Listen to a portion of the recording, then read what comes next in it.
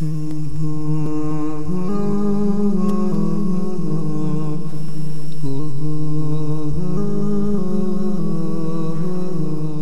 پناہ گزینوں کی مشکلات مختلف ممالک میں ہجرت کے بعد بھی ختم ہونے کا نام نہیں لے رہی۔ اس وقت لبنان ریاق ایئر بیس کے قریب رہائش پذیر تقریباً 12,000 پناہ گزینوں کو نکالنا چاہتا ہے۔ اس بے دخلی کا آغاز موسم بہار سے شروع ہوا، جس نے پناہ گزینوں کو بڑی مشکل میں ڈال دیا ہے، اور پناہ گزین اپنے عارضی گھر اور ٹینٹ اکھاڑ کر کسی انجانی منزل کی طرف نکل جائیں گے۔ لبنان کے ریاق ایئرپورٹ کے نزدیک واقع قریبی میدان میں قائم یہ کیمپ ان 300 بستیوں میں سے ایک ہے جسے مارچ کے اختتام پر پناہ گزینوں کے لیے حدود سے باہر قرار دے دیا گیا۔ یہ وادی بقا کی سب سے بڑی بستی ہے، جو کہ رمضان المبارک کی آمد پر روک دی گئی تھی، اور تب تک 300 افراد وہاں سے جا چکے تھے، مگر حالیہ دنوں میں دوبارہ آغاز کر دیا گیا ہے۔ اس قدر بڑی تعداد میں پناہ گزینوں کی بے دخلی نے لبنان میں اینٹی ریفیوجی سیاست میں گرمی بڑھا دی ہے، اور یہ عمل انہیں جبراً شام بھیجنے کی پلاننگ کا حصہ لگتا ہے۔ یاد رہے کہ لبنان نے کبھی بھی سرکاری طور پر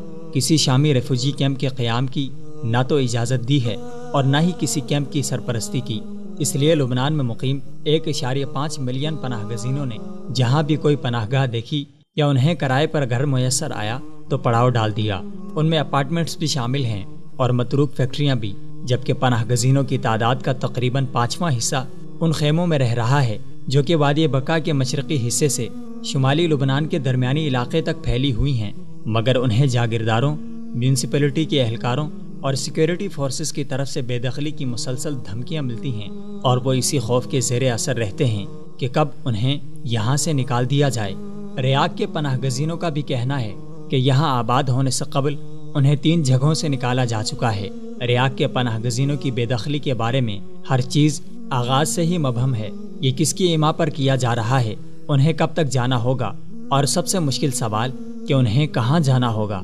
لبنانی آرمڈ فورسز کی طرف سے ان پناہ گزینوں کو مارچ میں غیر رسمی طور پر بتایا گیا کہ انہیں کچھ سیکیورٹی وجوہات کی بنیاد پر یہاں سے جانا ہوگا، اور اس کے بعد LAF یعنی لبنانی آرمڈ فورسز نے ہر بستی سے چند ٹینٹ اکھاڑ ڈالے اور بقیہ کو ڈیڈ لائن دے دی کہ وہ اپنے طور پر یہ علاقہ خالی کروائیں، جبکہ دلہامی نامی جگہ پر آباد خیمہ بستی میں LAF نے پہلے کچھ پناہ گزینوں کو اپنے خیمے اکھاڑ کر دوسری جگہ لگانے کا حکم جاری کیا اور کہا کہ اس طرح وہ ممنوعہ علاقے سے نکل جائیں گے، مگر ایک ہفتے بعد آرمی واپس آئی اور سیکیورٹی مسائل کو بنیاد بنا کر سینکڑوں پناہ گزینوں کو وہ کیمپ خالی کرنے کو کہا۔ سیکیورٹی مسائل کو بے دخلی کی وجہ بنا کر لبنانی آرمی نے انسانی حقوق کی تنظیموں کے اس بے دخلی پر اعتراض بھی روک دیے، مگر مشکل یہ ہے کہ بہت سے پناہ گزینوں کے پاس اتنے بھی مالی وسائل نہیں کہ وہ فوری طور پر کیمپ خالی کر سکیں۔ اپنے بھرے پڑے گھروں کو چھوڑ کر چند کپڑوں اور قیمتی چیزوں کے ساتھ ہجرت کر کے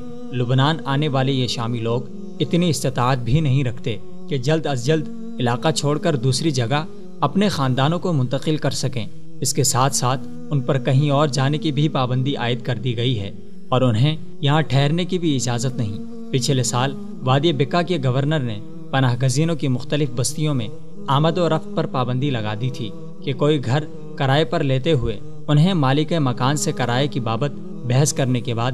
میونسپلٹی کے علاوہ سیکیورٹی فورسز سے بھی اجازت لینی پڑتی ہے، جو کہ بہت مشکل کام ہے۔ اس وقت ہر پناہ گزین کو علاقہ بدلنے، سامان کی منتقلی اور نئی رہائش کے لیے اوسطاً $650 درکار ہیں۔ لبنان میں موجود ہر شامی پناہ گزین اوسطاً $857 کا مقروض ہے، جبکہ ان کی روزانہ کی آمدنی $10 سے $15 تک ہے، جبکہ یونیسیف نے علاقہ چھوڑنے والے ہر خاندان کو $300 کی امداد دی ہے۔ خوش قسمتی سے بار الیاس کے سنی اکثریتی قصبے کے میئر مہواس اراجی نے ہزاروں پناہ گزینوں کو خوش آمدید کہا اور انہیں اپنا مہمان قرار دیا، اور کہا کہ فی الحال یہ ہمارے ساتھ ہماری زمینوں میں کام کر کے گزر بسر کریں گے اور یہاں ہمیشہ نہیں رہیں گے، بلکہ انشاءاللہ شام کے بحران کا خاتمہ ہوگا اور یہ اپنے گھروں کو لوٹیں گے۔